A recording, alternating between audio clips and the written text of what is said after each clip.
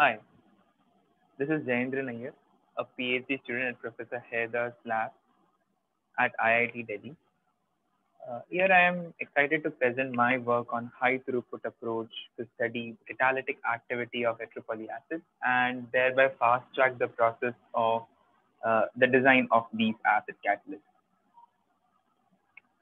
Heteropoly acids have been used in the esterification of levulinic acid to ethyl levulinate. This is the process that has been suggested from our lab previously.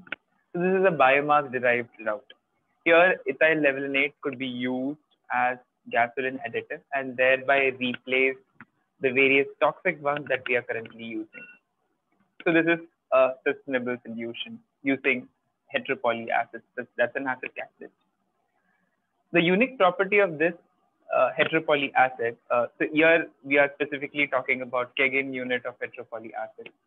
So the interesting property is that by changing the atoms, the central and the addenda atoms, we can tune the property of this acid catalyst. Here, the addenda atoms are essentially transition elements with oxygen, and the central atom is the p block element. So here, this idea fits with the A plus B format that the event is following, where the A part suggests that the heteropoly acids can be used in sustainable solutions, one of which has been suggested from our lab previously. And the second that I am currently working on the B part, where we are trying to use some innovative technique to design heteropoly acids.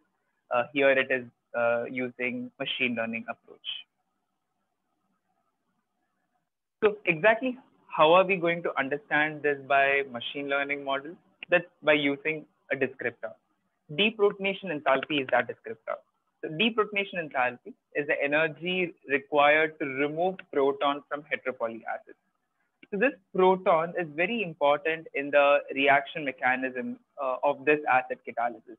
Here, the conversion of levulinic acid to ethyl levulinate, as you can see, requires protons, which is transferred over here with the help of ethanol with the solvent environment here. So we understand that the deprotonation enthalpy trends with the reactivity of this mechanism. So to clearly understand this, we compare between two different heteropoly acids. One is phosphotungstic acid and the other one is a phosphomolybdic acid. Here, the central atom for both these cases are phosphorus, but the transition element here is in phosphotungstic acid is tungsten, and here in phosphomolybdic acid is molybdenum. The deprotonation enthalpy of phosphotungstic acid is lower. And if you compare the Arrhenius plots in both these cases, for phosphotungstic acid system, the apparent activation energies are lower for these three different alcohol environment as compared to that in the phosphomolybdic system. What we understand here is the lower the DPE, the reactivity is higher. This idea is in sync with various other researchers, which has also suggested that DPE has some trend with the reactivity. But yes, of course, DPE is not the universal descriptor, but it gives an initial idea of how the trend would be. Therefore, this motivates us to go ahead and use machine learning as a bridge between theoretical calculations and experimental design. Where to build this machine learning model, we used various heteropoly acid data by varying the central as well as the transition metal, and obtain the deprotonation enthalpy from DFT, density functional theory. Further, the features for each of these heteropoly acids was essentially the electronic as well as the elemental property of these atoms that we selected for heteropoly acids. The data set that we generated partly was used for training the model, and partly it was used to test if the model is working right. And we used two sets of data essentially.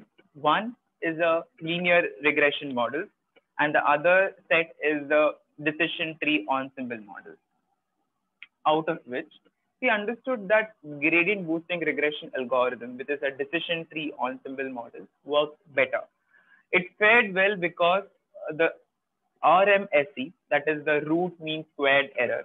This is the parameter that we are using to analyze if the deprotonation enthalpy prediction from the model is fairly well or not.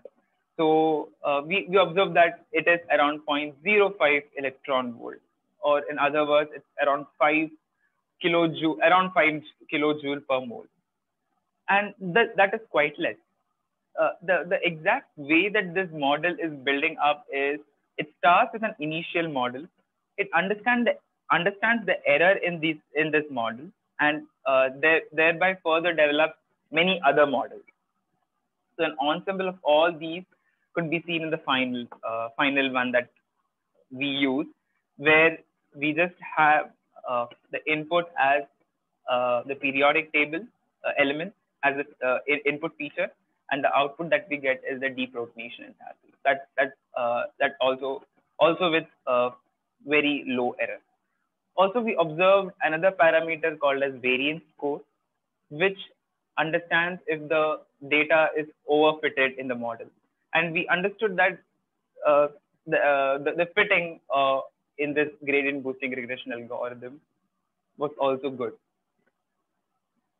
With this idea, we can also further explore different classes of acid catalysts, also different classes of heteropoly acids. We have just used the Kagan unit of heteropoly acids. So we can use all those classes of acid catalysts which uses deprotonation enthalpy or any other acidity descriptor to understand the trends in the reactivity. Thank you very much.